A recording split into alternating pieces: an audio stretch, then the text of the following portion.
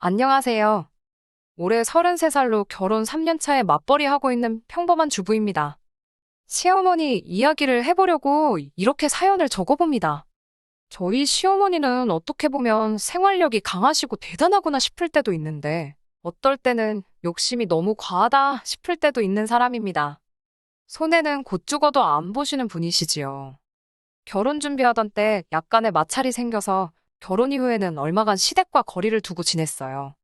결혼 이야기 오고 가는 과정에서 시어머니가 결혼을 장사로 생각하셨던 건지 욕심을 참 많이 부리셨거든요. 그때 일로 감정이 상해 결혼이 파토가 날 뻔까지 했는데 남편의 중재로 어떻게 잘 해결되었어요. 하지만 그 덕에 시댁과는 멀어지게 되었네요. 저희 친정이 시댁과 비교했을 때 형편이 많이 넉넉한 편이에요. 그렇다고 해서 저희 집이 무슨 돈이 차고 넘치게 있을 정도로 부잣집은 아닙니다만 그래도 어디 가서 아쉬운 소리 할 필요 없을 정도로 괜찮은 상황이에요. 일단 친정부모님 명의로 상가 하나랑 빌라 하나를 세를 주고 있는 게 있어요. 빌라의 대출금이 남아있긴 하지만 그거 말고는 친정부모님 앞으로 다른 대출은 따로 없고요. 두 분 노후 준비도 다 끝나 있는 상황이에요. 시댁의 경우 시어머니 혼자서 경기도 외곽의 은멸리 단위의 작은 동네에서 살고 계십니다. 시어머니 명의로 아파트를 가지고 계시긴 한데 그쪽이 재개발이나 신도시 개발하는 위치랑은 조금 거리가 있는 편이라 아파트가 돈이 되는 아파트는 아니에요. 게다가 아파트만 두고 봐도 지은 지 엄청 오래된 아파트예요. 6층짜리 저층에다가 엘리베이터도 없는 그런 아파트입니다.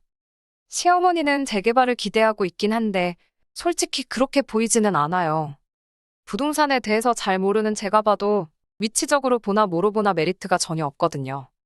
그래도 신도시 계획 사업이 추진돼서 주변은 발전하고 있긴 한 것 같은데 시어머니 사는 집은 전혀 아니에요. 게다가 어디 구석으로 들어가서 언덕 위에 있는 곳이라 위치적 접근성도 빵점이고 동도 4개 동인가 밖에 없어 단지도 작은 편이라서 재건축 기대도 없는 거나 마찬가지라고 하더라고요. 차라리 어디서 부지를 사서 아예 다른 시설이 들어온다면 가능성이 있다고는 하는데 아무튼 주변 부동산 이야기만 들어봐도 별로 좋은 곳이 아닙니다. 아무튼 시어머니는 남편이 10년도 전에 독립해 나간 뒤부터도 쭉 재개발만 기다리면서 살고 계신다는데 연애하던 중에는 몰랐던 사실인데 남편이 취직한 이후로는 시어머니가 남편에게 생활비를 받아가며 생활을 꾸려나가셨다는 걸 알게 되었어요. 남편이 집안 형편이 어려울지라도 사람 하나는 참 성실하고 좋은 사람입니다. 남편하고는 연애 결혼을 했는데 서로 집안 형편에 대해서 이야기를 주고받을 일이 없었다 보니 연애하면서는 이 상황을 알지 못했어요. 남편 또한 저희 집이 넉넉한 상황이라는 걸 전혀 모르는 상황이었던 거지요. 애초에 처음 남편과 연애를 시작했을 때는 결혼을 염두에 두고 연애를 시작한 게 아니었습니다. 그런데 한 해 만나고 두 해 만나고 그렇게 인연을 쭉 이어오다 보니 사람이 한결같고 참 진국이다 하는 생각이 들면서 자연스럽게 결혼에 대해서 생각해보게 되었습니다. 적어도 사람 속썩이거나 하는 일은 없겠다. 가족을 위해 평생을 헌신하겠다. 그런 믿음을 주는 사람이었어요. 하지만 연애 기간이 1년에서 2년, 3년, 점점 길어지기만 하는데 저희가 무슨 20대 초중반 한참 때 이 사람 저 사람 만나가며 하는 연애도 아니고 충분히 결혼을 진지하게 생각할 나이가 되었는데도 남편 입에서 도통 결혼하자는 이야기가 나오지가 않았어요. 저 혼자만 결혼 생각을 하는 건가, 김칫국만 혼자서 한 사발 마시고 있는 건가 싶기도 했고, 이렇게 괜히 저도 나이만 먹고 홍기 다 차서 소박 맞는 거 아닌가 하는 생각도 들어서 결국엔 결혼 이야기도 답답해진 제가 먼저 꺼내게 되었습니다. 그런데 남편이 주저하면서 처음으로 자기 집안 형편에 대해서 솔직하게 말을 해줘서 그때가 돼서야 남편 집안 형편에 대해서 알게 되었어요. 남편은 그럭저럭 괜찮은 회사에 다니고 경력도 10년 가까이 돼서 받는 연봉도 상당했었습니다. 그런데 그걸 떠나서 어머니가 홀어머니고 그나마 본인 명의로 아파트 하나 가지고 있긴 하지만 노후 준비가 되어 계신 것도 아니고 그거 말고는 아무것도 없는 거나 마찬가지라서 자기가 취직한 이래로 매달 어머니한테 100만 원씩 드리고 있는 상황이라는 사실도 그때 처음 알게 되었습니다. 남편이 결혼에 자신이 없었던 건 자신이 처한 그런 상황 때문이었어요. 세상에 어느 배우자가 어머니한테 달마다 100만 원씩 보내는 남자를 결혼 상대로 보겠냐고 자신 없어 했지요. 그런데 뭐 생활비 100만 원까짓 거 못 드릴 것도 없는 액수 아닌가 싶었어요. 어차피 결혼 후에도 맞벌이 생활은 유지할 거고 저 같은 경우에는 상황적으로 재택근무도 가능한 직장에 다니고 있던 터라 나중 일이긴 하지만 아이가 태어나게 되면 유동적이게 재택근무하면서 육아와 일을 병행할 계획을 가지고 있었거든요. 두 사람 벌이 합치면 월 1,000만 원에서 조금 모자라긴 한데 남편 월급만 두고 본다면 당시 남편이 저보다 딱 100만 원 더 벌고 있었어요. 물론 시어머니한테 한 푼도 안 드리고 저희가 다 저축하고 하면 당연히 돈 모으는 속도에 가속이 붙겠지만 남편이 딱 저보다 더 버는 만큼 어머니한테 드리는 건데 그게 문제가 될 게 있겠나 싶었어요. 감당 못할 게 아니라고 생각하니 결혼 못할 것도 없겠다고 남편한테 딱 그렇게 이야기를 했습니다. 그런데 남편은 그런 제 말을 듣고도 끝까지 자신 없어 했어요. 아닌 건 아닌 거라고 결혼이 어디 우리 둘만 좋아서 하는 거냐고 아마 너네 부모님이 안 좋아하실 거다. 결혼을 반대하실 거다 하면서 계속 자신 없는 모습을 보여줬습니다. 남편 말이 무조건 틀린 것은 아닌 게 그 걱정이 현실이 되었어요. 친정 부모님께 남편의 상황을 이야기하고 그럼에도 불구하고 결혼하고 싶다는 제 의견을 말씀드렸더니 대번에 반대를 하셨어요. 어느 한쪽이 기우는 결혼을 하면 반드시 문제가 생길 거라고 하시면서요. 친정 부모님이 당시 남편에 대해서는 제가 오랫동안 연애를 했다는 사실만 알 뿐이지 직접 만나본 적이 없었거든요. 그래서 제가 일단 그래도 한 번 만나는 봐달라고 해서 자리를 만들었어요. 남편이 그 월급 받으면서 시어머니한테 생활비 드리고 혼자서 자취하면서 지내면서도 정말 알뜰하게 돈을 잘 모아놓은 상황이었어요. 제가 결혼까지 생각할 정도로 사람이 진국인 건 말할 것도 없었고요. 제 눈이 틀렸을지언정 친정 부모님은 여태 살아오신 세월이 몇 년인데 친정 부모님이 사람 보는 눈이 틀릴 거라는 생각이 들지는 않았습니다. 그리고 제 예상대로 친정 부모님이 남편을 직접 만나보시고는 곧바로 마음을 돌리셨어요. 저 정도 되는 사람이면 뭘 해도 할 거라고 제 선택을 믿고 두 사람 행복을 바래주겠다며 결혼을 허락해 주셨습니다. 그런데 이제 제가 결혼 허락을 받으러 시어머니를 처음 찾아뵈러 갔는데 시어머니는 조금 당황스러운 눈치였어요. 애초에 남편도 생활비를 보내드리긴 했지만 시어머니와 그렇게 가까운 사이는 아니었던 것처럼 보이더라고요. 그냥 자식된 놀이로 생활비를 책임져 드렸던 거지. 시댁에 자주 방문하거나 하지는 않았던 것 같아요. 그랬던 아들이 갑자기 결혼한답시고 며느리 될 사람이라며 저를 소개시키니 시어머니도 그 순간에 여러 가지 생각이 오고 갔을 수 있다고 생각합니다. 결혼 허락받으러 간 자리였는데 시어머니는 결혼해라 마라 소리보다 당장 당신이 매달 남편에게서 받고 있던 생활비 이야기를 꺼내시더라고요. 시어머니도 어느 정도 생각은 하셨던 거지요. 당신이 받고 있는 그 생활비가 끊기면 당장 생활이 안 된다면서 그것부터 확실하게 짚고 넘어가려고 하시더라고요. 저야 이미 남편과 결혼에 대해 이야기하면서 계속 생활비를 보내드리기로 결정했던 상황이다 보니 길게 이야기할 것도 없었어요. 이미 끝난 이야기라고 시어머니한테 걱정하실 필요 없다고 대답을 했지요. 그런데 그게 오히려 독이 되어버린 겁니다. 시어머니가 생각했던 것보다 제가 호락호락 생활비를 계속 드리겠다고 나오니 욕심이 나기 시작하셨던 것 같아요. 양가의 결혼 허락을 받은 뒤에 상견례를 앞두고 시어머니한테서 연락을 하나 받게 되었습니다. 그동안 아들이 혼자 나가 살면서 고생하는 거 알고 그래서 부담스러울까봐 말을 안 해서 말인데 당장 아들 취직한 지가 10년도 더 넘었다고. 그때랑 비교하면 지금 물가도 많이 오른 거 알지 않느냐고 저한테 먼저 질문을 하시곤 사실 100만 원 보내주는 생활비로는 당장 사는 게 힘들었다는 이야기를 하시더라고요. 그리고 이제 결혼도 하니 이제 못해도 200만 원씩은 받는 게 좋겠다고 생활비 액수를 2배로 올려서 저한테 통보를 하셨어요. 그게 싫다면 결혼할 때 현금회단으로 5천 정도를 해오라고 하더라고요. 일단 상의해보겠다 하고 전화를 끊긴 했는데 그걸 친정 부모님한테 말을 할 수는 없겠더라고요. 남편이 당시 돈을 잘 모아놓긴 했다지만 그거야 혼자서 자취하면서 어머니한테 생활비까지 보내드리는 상황인 걸 감안했을 때야 알뜰하게 모은 거지. 매달 100만 원씩이라도 10년이면 1억이 넘는 큰 돈이잖아요. 거기에 저도 여태껏 벌어놓은 돈을 물 쓰듯 펑펑 쓰면서 있던 것도 아니고 저도 열심히 잘 모아놓았다 보니 남편이 모아놓은 돈보다는 부족하긴 했지만 적당할 만큼의 저금은 저도 가지고 있었습니다.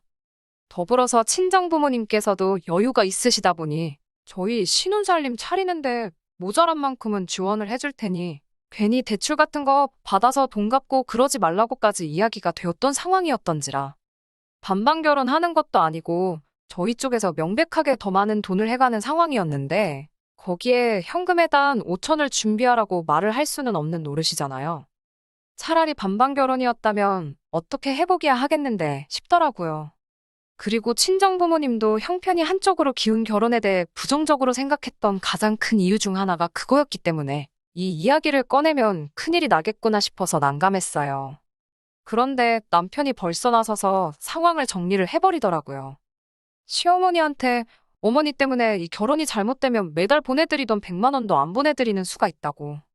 뭐 그런 식으로 이야기를 해서 시어머니가 아무 말도 못하게 상황을 정리했던 거예요. 그 뒤로 결혼식 당일까지 시어머니랑 친정부모님이 상견례 이후로 따로 만날 일이 없어서 별탈 없이 결혼 준비를 할 수 있었습니다. 그런데 결혼식 날에 일이 터져버린 거예요. 시어머니가 친정부모님 앞대다 두고 예단 이야기를 직접 꺼낸 건 아닌데 신부 측, 그러니까 제 앞으로 들어온 축의금을 당신이 다 가져가면 어떻겠냐고 말도 안 되는 요구를 대놓고 하신 거예요.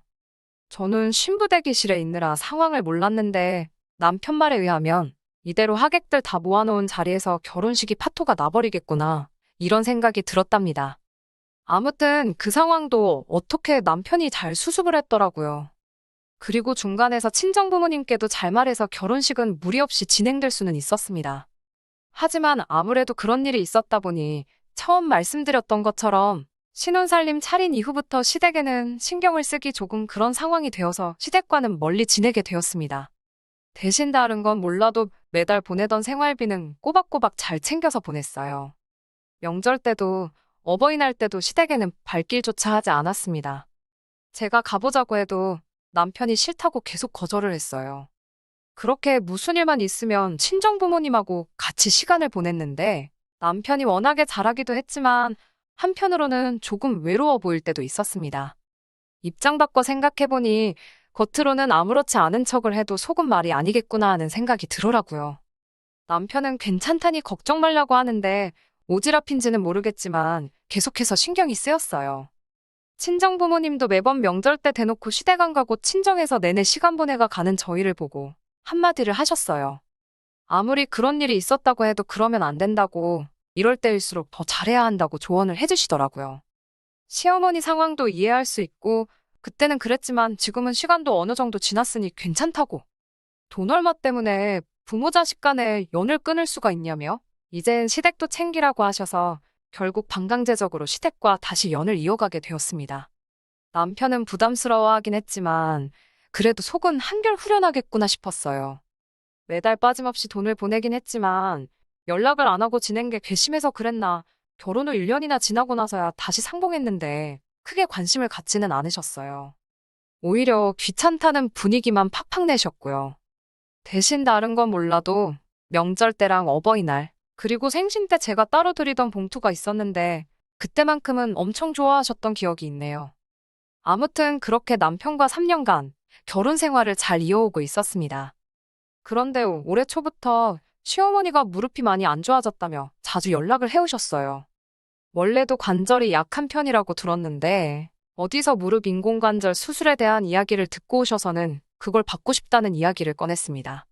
병원에 가서 상담을 받아봤는데 병원 쪽에서는 아직 시어머니 나이도 인공관절 수술을 받기에는 조금 이른 느낌이 있기도 하고 엑스레이랑 기타 검사 결과를 보면 아직 수술을 받아야 할 만큼 심각한 상황이 아니라는 소견을 말해주더라고요. 인공관절도 유통기한 비슷한 게 있다 보니 평생 쓸 수 있는 적절한 나이에 받는 게 제일 좋다고 이야기를 하니 그 말도 일리가 있어서 이해가 가더라고요. 그래서 저희는 좀 더 지켜보기로 했어요. 그런데 문제가 생긴 게 뭐냐면 이러나 저러나 병원에서도 관절이 좋은 상황은 아니다 보니 무리가 안 가게 조심하라고 이야기를 해줬는데 시어머니 살고 계신 집이 엘리베이터도 없는 오래된 아파트다 보니 특히나 무릎 조심을 해야 하는 시어머니인데 마침 살고 계신 층이 5층이라서 문제였습니다. 올라가는 것도 일이지만 관절이 안 좋은 상황일 때는 내려가는 걸 더 조심해야 한다 하더라고요. 거기에 집도 언덕배기에 있다 보니 시어머니가 장이라도 보러 갈라치면 갈 때는 내리막길, 올 때는 오르막길 난코스에 집에 도착해서도 계단을 오르내려야 하는 참 관절에 안 좋은 상황이었던 거예요. 그렇다고 집에서만 계실 수도 없는 노릇이잖아요. 그래서 다른 방법이 있나 알아봐야 했습니다. 외과적인 치료 말고도 상태를 나아지게 할 수 있는 수단이 있나 틈틈이 알아보고 있었는데 친정부모님께서 이 사실을 알게 되시고는 남편에게 제안을 하나 하셨어요. 사실 제안이라고 할 것도 없이 무조건 시어머니한테 이득뿐인 조건이었습니다. 친정부모님께서 세를 주고 있던 빌라가 하나 있습니다. 지은 지 얼마 안 된 신축 빌라인데 요 근래 전세 문제 때문에 난리통이었다 보니 살고 있던 세입자가 전세를 빼고 싶다고 해왔어요. 그래서 그 집이 비어버리게 되었는데 친정부모님께서 세입자를 구하기보다 시어머니가 거기 와서 살면 딱 좋겠다는 제안을 해오신 거예요. 특히나 주변에 병원 시설도 잘 되어 있고 대중교통도 좋고 한편이다 보니 세입자를 구하려는데 사돈어른 생각이 딱 났다며 남편한테 말을 꺼내신 거예요. 시어머니 아파트 팔면 전세금 정도는 나올 텐데 당장 시어머니 집이 팔릴 집은 아니라서 보증금은 어떻게 해야 하나 싶었는데 친정부모님께서 보증금도 나중에 집 팔리고 나서 주셔도 된다는 파격적인 조건까지 내거셨어요. 남편도 친정부모님 배려의 눈물까지 슬쩍 보이더라고요. 그리고 이 좋은 소식을 전하러 당장 시댁에 찾아갔지요. 그런데 시어머니는 시큰둥한 표정으로 그게 뭔 제안이냐며 곧바로 거절을 하시더군요. 다른 이유가 있다면 이해라도 해보겠는데 이어진 시어머니 말에 남편도 저도 두 손 두 발 다 들어버리고 말았습니다. 시어머니는 아파트에서 빌라로 이사가는 사람이 어디 있냐며? 뭐하러 수준을 낮춰서 살아야 되냐고. 당신은 평생 아파트에서 살아왔기 때문에 다른 데서는 못 산다고 어깃장을 부리는 겁니다. 아파트도 아파트 나름이지 엘리베이터도 없는데 계단 오르내리는 거 생각하면 빌라나 아파트나 뭐가 다른가 싶었어요. 심지어 그 빌라는 층도 1층이었거든요. 시어머니는 끝까지 빌라가 1층이면 서울이면 반지 하나 다름없는 거라고 하면서 더더욱 싫다고 고집을 부리기 시작했고요. 계속 아파트랑 빌라랑 어딜 비교하냐며 어깃장을 부리는데 저랑 남편은 도무지 그런 시어머니를 이해할 수 없었지요. 그런데 그렇게 말하는 이유가 따로 있더라고요. 시어머니는 그럴 게 아니고 저희 집에 방 한 칸을 비워놓으라는 겁니다. 이제 당신도 나이가 있으니 남들 다 받는 며느리 효도 좀 받으면서 편하게 노후를 즐겨야겠다고 대놓고 합가 요구를 하는 거예요. 친정부모님 호의에 대해 시어머니가 감사해야 하는 것까진 바라지도 않았습니다. 그런데 고작 한다는 소리가 친정부모님 신보가 이상하다는 소리까지 하더군요. 괜히 저희 부모님이 시어머니한테 신세 지는 기분 만들게 하려고 그러는 거라고. 친정부모님 집에 들어가 살면 저희 부모님이 시어머니한테 갑질을 해도 세입자니까 참아야 하는 거 아니냐십니다. 그럴 게 아니고 저보고 이참에 시어머니 모시고 살면서 시어머니 어려운 줄 알고 우러러볼 줄도 알아야 한다며 합가를 하겠다고 하는 거예요. 그리고 남편한테는 그동안 처가에 눈치 보여서 어떻게 살았냐고 우리 아들 불쌍하다고 하시면서 이젠 엄마랑 같이 살자고. 그러면 시어머니 살고 있는 이 아파트 팔아서 남편 앞으로 다 물려주겠다고 하시더라고요. 시어머니는 집을 물려줄 거니 무조건 나쁜 조건이 아니라는데 이야기 듣던 남편이 시어머니를 향해서 빽 소리를 지르더라고요. 어머니는 왜 그렇게 욕심이 끝이 없냐고. 어머니가 이러시는 게 자기를 도와주는 게 아니고 내 인생을 더 힘들게 만드는 거 모르시냐며 그동안 쌓인 아쉬움과 울분을 다 뱉어버리더군요. 여태까지 자기가 매달 생활비라 보내준 돈만 다 합쳐도 어머니 살고 있는 이 집 한 채는 살 수 있었다고. 이제 와서 그거 돌려받는다고 기쁠 게 뭐가 있겠냐며 싫다고 하더라고요. 시어머니는 그 상황에서도 아들이 저렇게 된 건 며느리 탓이라며 제 탓을 하시는 겁니다. 없는 집 자식이라고 돈 좀 있다고 얼마나 눈칫밥을 먹이고 살았으면 이런 소리를 하냐며 우리 아들 기죽고 사는 꼴은 못 보겠다고 당장이라도 이혼하라고 하시는데 남편이 저랑 이혼할 바에 어머니랑 연을 끊겠다고 큰 소리치고 빌라도 그냥 없던 일로 물을 테니 그러신 줄 알라 말하고 시댁에서 뛰쳐나왔습니다. 시어머니한테서 다시 연락이 온 건 그날로부터 2주가 더 지나서입니다. 저한테 다시 연락해서는 다리가 아파서 도무지 안 되겠다며 빌라로 들어가 사시겠다 하는데 남편이 전화기 뺐더니 그 빌라는 벌써 세입자 들어왔다고 물 건너갔으니 꿈깨시라고 이야기하대요. 2주 사이에 세입자가 구해진 건 아니에요. 친정부모님이 그렇게 하라고 했다고 당장 세입자 구하실 분들도 아니고요. 마침 또 전세대란에 이런저런 악재가 터져서 세입자 구하기도 시간이 좀 걸릴 것 같다 하시더라고요. 그래서 아직도 그 빌라는 빈집인 상황입니다. 남편에게 빈집인 거 알면서 말을 그렇게 하느냐 했더니 남편은 시어머니한테 앞으로 더 뭐 해드리고 싶은 마음이 없다고 딱 선을 긋더군요. 친정부모님께서는 남편에게 언제든지 마음이 바뀌거든 말해달라고 하긴 하셨는데 그래도 그 집을 영영 빈집으로 둘 수는 없으니 친한 부동산들에 연락해서 일단 전세 매물로 올려놓긴 하신 것 같더라고요. 결국 이렇게 시어머니가 남편 마음 못 돌리고 있으면 그 빌라 이야기는 없던 일이 되어버리고 말 것입니다. 시어머니, 괜히 며느리한테 효도받는 욕심 부리시다가 잘 받고 있던 아들 효도가 날아가 버리게 생겼네요. 남편이 저렇게 단호한 와중에 제가 나서서 이 상황을 해결해 볼 생각은 없는 것 같아요. 애초에 그렇게 할 필요도 못 느끼겠고요. 그냥 남편이 혼자 고민해보고 어떻게 할지 마음이 정해지면 그때가 돼서 남편이 하자는 대로 할 생각입니다. 괜히 제가 오지랖 부려서 나선다고 상황이 더 나아질 것처럼 보이지는 않네요. 끝까지 들어주셔서 감사합니다. 오늘의 사연은 여기까지입니다.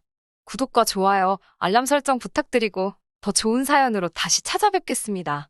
감사합니다.